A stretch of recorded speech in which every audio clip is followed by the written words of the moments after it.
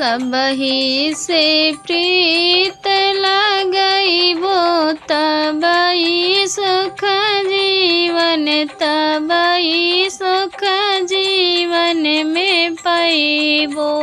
सबही से प्रीत लगइबो तबई सुख जीवन में पैबो। सास घर की देवी ससुर घर के देवता, सास घर की देवी ससुर घर के देवता, दोनों जन से शीश झुकइबो तबई सुख जीवन, तबई सुख जीवन में पैबो। सबही से प्रीत लगइबो तबई सुख जीवन में पैबो।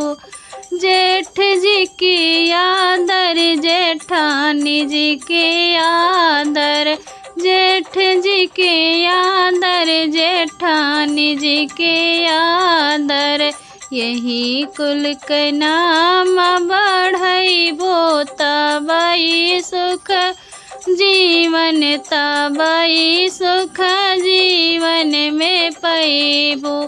सबही से प्रीत लगइबो तबई सुख जीवन, तबई सुख जीवन में पैबो।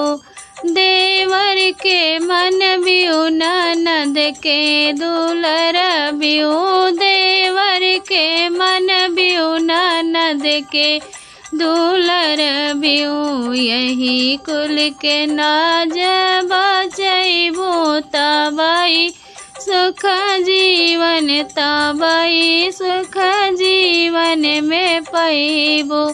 यही कुल कई फर्ज निभइबो तबई सुख जीवन, तबई सुख जीवन में पैबो। सबही से प्रीत लगइबो तबई सुख जीवन, तबई